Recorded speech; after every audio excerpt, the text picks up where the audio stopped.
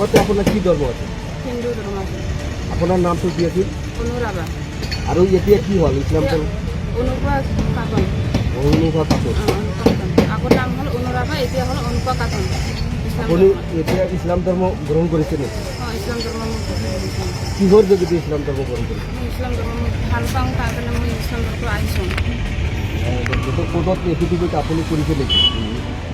কোৰ্টত affidavit আপুনি কৰিছে ইছলাম ধৰ্ম যে গ্ৰহণ কৰিছে? ময়ো গ্ৰহণ কৰিছোঁ ইছলাম ধৰ্ম ভাল পাওঁ, তাতে কোৰ্টত কোৰ্টতে মই এফিডেভিট কৰিছে নেকি? চাওক কাগজটো।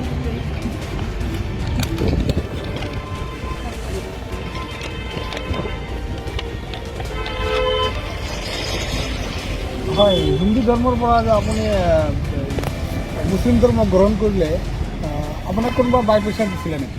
নাই, মই ইচ্ছা কৰি আহিছোঁ ইছলাম ধৰ্ম ভাল পাওঁ, তাতে মই ইচ্ছা কৰি আহিছোঁ হিন্দু ধৰ্মটো।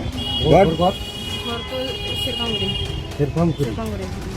বুলি কোনো ওয়ার্ড নাই না? সাপকাটা গঙ্গিয়া। সাপকাটা গঙ্গিয়া। গঙ্গিয়া।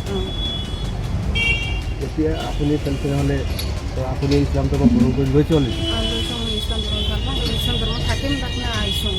এতিয়া আপোনাৰ ইছলাম ধৰ্মৰ নামটো আকৌ কওকচোন। আপোনাৰ এতিয়া নাম ইছলাম ধৰ্ম গ্ৰহণ কৰিছে যদি আপোনাৰ নামটো এতিয়া কি হয়? ইছলাম ধৰ্মৰ নাম হ'ল অনুপা খাতুন। অনুভৱ খাতুন। অনুপা খাতুন। আপোনাৰ দেউতাকৰ নাম কি আছিল আগত? পুলিচৰ ৰাভা। পুলিচৰ ৰাভা।